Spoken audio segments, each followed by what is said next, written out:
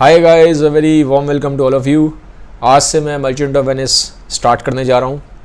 अब मैं बता दूँ, ये मैं दोबारा पढ़ा रहा हूँ मर्चेंट ऑफ वेनिस। ऑलरेडी मैंने आज से 4 साल पहले मर्चेंट ऑफ वेनिस इसी चैनल पे पूरी कंप्लीट कर रखी है। ठीक है, तो अगर आप वो देखना चाहते हैं तो आप वो भी देख सकते हैं। अब सवाल ये उठता है कि मैं दोबारा क्यों बना रहा हूँ। अगर मैं दोबारा बना रहा हूँ तो कोई ना कोई वजह ज़रूर होगी बनाने की, अदरवाइज़ क्यों मैं अपना टाइम और एफ़र्ट ख़राब कर रहा हूँ।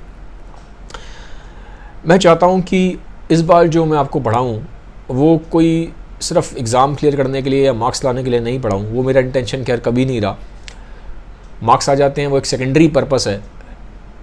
मैं चाहता हूँ कि शेक्सपियर आप इस तरीके से पढ़ें कि आपको उससे बहुत सारा विजडम और बहुत सारा लाइफ की फ़िलासफ़ी भी जानने को मिले। क्योंकि शेक्सपियर ने जब ये चीज़ें लिखी थी तो वो कोई इसलिए नहीं लिखी थी। शेक्सपियर ने ये सोच के नहीं लिखा था कि इसको बाद में आईसीएसई के स्कूल्स में इसको करिकुलम में इंक्लूड करा जाएगा। शेक्सपियर ने इसको लिखा था जो आसपास उस सोसाइटी में होता हुआ देखते थे उसको बहुत ही अच्छे तरीके से एक्सप्रेस करने के लिए।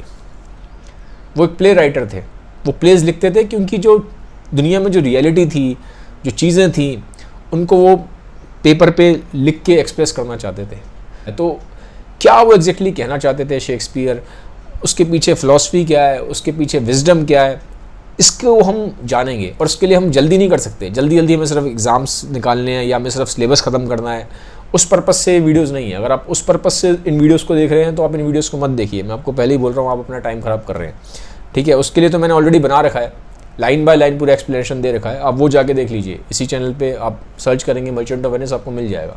बच्चों के पढ़ के वहाँ से बहुत नंबर आए हैं, आपके भी आ जाएंगे।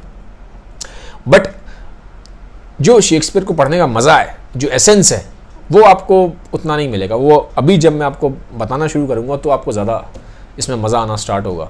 ठीक है, तो इसको आप समझ लीजिए कि आप फ़िलासफ़ी के लिए, विजडम के लिए, एक इंटेलेक्चुअल एंटरटेनमेंट के लिए आप इसको पढ़ समझ सकते हो।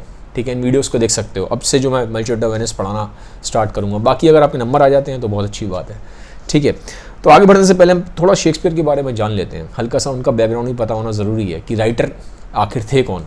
शेक्सपियर आज से 450 साल पहले पैदा हुए थे और ये जो उन्होंने कहानी लिखी है, ये जो इनका प्ले है मर्चेंट ऑफ वेनिस, ये इन्होंने आज से 400 साल पहले लिखा है, 16वीं सेंचुरी के आसपास। ठीक है, तो शेक्सपियर इंग्लैंड में पैदा हुए और काफ़ी रिच घर में पैदा हुए थे। इनके फादर थे जो ग्लव्स बनाते थे। ग्लव्स होते हैं ना, आप सर्दियों में पहनते हो हाथों में, पैरों में, वो उनके फादर बनाते थे। और मदर इनकी एक फार्मर की डॉटर थी और एक रिच फैमिली को ये बिलोंग करते थे। बट ये जान के आप हैरान होंगे कि इनकी कोई बहुत ज़्यादा कोई फॉर्मल एजुकेशन हुई नहीं है। 7-8 साल ये पढ़े तो, लेकिन ऐसे कोई बहुत बड़े ये कोई वो नहीं थे, स्कॉलर नहीं थे उस टाइम पे। तो बहुत ही नॉर्मल एक लोकल ग्रामर स्कूल में इनकी स्कूलिंग हुई। बट लैंग्वेज पे इनकी पकड़ अच्छी थी। ग्रीक, लैटिन, इंग्लिश, ये सारी लैंग्वेज इनको आती थी। ठीक है, और जब इन्होंने लिखना स्टार्ट किया तो इतने फेमस हो गए थे कि उस जगह का, मतलब इंग्लैंड का, समझ लीजिए आप पूरे यूरोप में चप्पे चप्पे पे हर एक बच्चा इनको जानता था, इनका नाम जानता था शेक्सपियर का। तो बहुत फेमस हो गए थे। पहली चीज़ तो ये।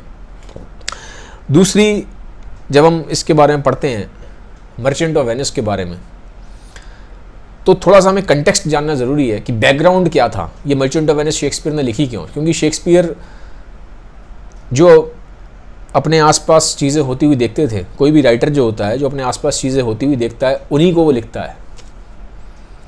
ठीक है, तो उस टाइम पे क्या था, जब ये लिखी गई अराउंड 1600, मतलब आज से 400 साल पहले जब मर्चेंट ऑफ वेनिस लिखा गया, उस टाइम पे जो ज्यूज़ थे उनको इंग्लैंड में बहुत अच्छे से ट्रीट नहीं किया जाता था। उसका रीज़न ये था इंटरेस्ट मतलब क्या, कि जैसे कि मान लीजिए मैं आपसे अगर 100 रुपये लेता हूँ उधार, और जब मैं आपको वापस करूँगा तो आप मेरे से बोलो कि आप 10 रुपये इंटरेस्ट दो, 10 रुपये एक्स्ट्रा दो, तो ये 10 रुपये एक्स्ट्रा क्या हो गए? इंटरेस्ट हो गए। ठीक है, तो उस टाइम पे जो ज्यूज़ थे वो पैसा देते थे उधार इंटरेस्ट के ऊपर। लेकिन जो इंग्लैंड में जो लोग थे वहाँ पे, बाकी के मोस्टली वहाँ क्रिश्चियंस थे, और ठीक है ज़्यादा मेजॉरिटी क्रिश्चियंस की थी, ज्यूज़ माइनॉरिटी में थे। तो वो क्रिश्चियंस इस चीज़ को अच्छा नहीं मानते थे। वो कहते थे आप जो उधार देते हो तो ये इसको बिना इंटरेस्ट के दो। लेकिन ज्यूज़ हमेशा जो उधार दे रहे थे वो इंटरेस्ट पे दे रहे थे। तो इस वजह से क्या हो रहा था, एक आपस में क्रिश्चियंस और ज्यूज के बीच में एक मनमुटाव सा था, ठीक है। तो इसी चीज़ को समझते हुए, देखते हुए शेक्सपियर ने इस चीज़ को देखा कि इस तरह से चीज़ें हो रही हैं, उन्होंने फिर ये मर्चेंट ऑफ वेनिस लिखी है। तो उसका जो बैकग्राउंड है मर्चेंट ऑफ वेनिस का लिखने का, वो ये है, ठीक है। तो इस पॉइंट को आप समझो। खैर अब तो चीज़ें बहुत ठीक हो चुकी हैं आज की डेट में, तो खैर जो दुनिया में जितने बैंक्स चलते हैं वो इंटरेस्ट पे ही चलते हैं पूरे के पूरे। तो ये चीज़ें हैं 400 साल पहले, ठीक है। तो मैं आपको उसका थोड़ा एक बैकग्राउंड मैंने इन्फॉर्मेशन दिया, तब आपको समझ में आएगा कि मर्चेंट ऑफ वेनिस है क्या। तो पहली चीज़ तो ये समझने की ज़रूरत है, ये जो वर्ड है इसको आगे बढ़ने से पहले, कि मर्चेंट ऑफ वेनिस, तो ये मर्चेंट क्या है और वेनिस क्या है। यूरोप में बहुत सारे कंट्री हैं, उसमें एक कंट्री है इटली। तो इटली कंट्री में एक शहर है वेनिस, ठीक है। तो उसके अराउंड ये कहानी बेस्ड है। इटली कंट्री में एक सिटी है वेनिस, ये तो वहाँ की कहानी है। मर्चेंट का मतलब होता है बिजनेसमैन।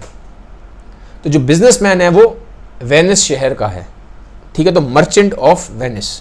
अब अभी जब हम आगे कहानी में जाएंगे तो हमें मालूम पड़ेगा कि ये जो बिजनेसमैन की बात कर रहे हैं, जो मर्चेंट की बात कर रहे हैं, कौन है ये मर्चेंट, ठीक है। तो एग्जैक्टली किस मर्चेंट की बात कर रहे हैं, किस बिजनेसमैन की बात कर रहे हैं, ठीक है। तो ये थोड़ा मैंने आपको बताया कि इस वर्ड का मतलब क्या है, मर्चेंट ऑफ वेनिस। इसका मतलब है एक बिजनेसमैन है जो इटली कंट्री के वेनिस सिटी का है, ठीक है।